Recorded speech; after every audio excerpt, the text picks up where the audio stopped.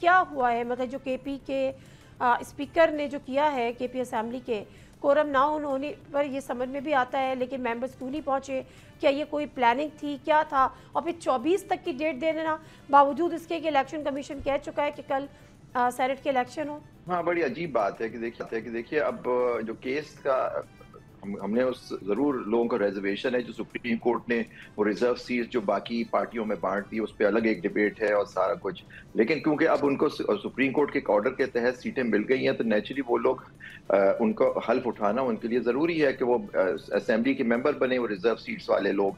अब उसका मुझे नहीं पता कि मुहर्रकात क्या थी जिसकी वजह से ये इन्होंने इसको फरोग किया, इसका असेंबली का इजलास। और लेकिन 24 तारीख तक ही किया था, लेकिन इलेक्शन कमीशन ने 21 तारीख सेनेट के इलेक्शन की तारीख दी हुई थी केपी की इलेक्शंस की।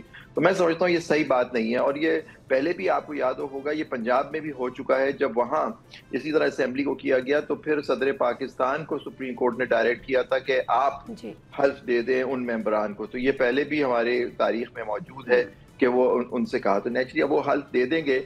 और 21 को इलेक्शन, अब वो इलेक्शन कैसे होगा वो मुझे नहीं पता, क्योंकि अगर वो 24 को इसका इजलास होगा तो कम से कम मुझे नहीं मालूम कि इसकी वजूहात से कोरम पूरा ना होने की वजह थी या कोई और मुहर्रकात थे इसको तहलील कर इसको डिले करने नहीं, के। अब तो हलफ उठा लिए ना, गवर्नर हाउस में उन्होंने हलफ भी उठा लिए।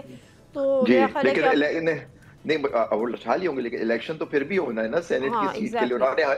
उन्होंने हल तो उठाया है प्रोविंशियल असेंबली का, केपी का, खैबर पख्तूनख्वा की असेंबली का, लेकिन वही इलेक्टोरल कॉलेज होता है सेनेट की सीटों की जो आज तक खाली थी। क्योंकि आपको पता है सुप्रीम कोर्ट का पिछले साल का जो फैसला था 14 जुलाई का, उस पर कभी अमल दरामद हुआ ही नहीं, लेकिन उस केस को रिव्यू भी कर दिया गया और सीटें भी बांट दी गई सुप्रीम कोर्ट की ने बाकी पार्टियों के बीच में।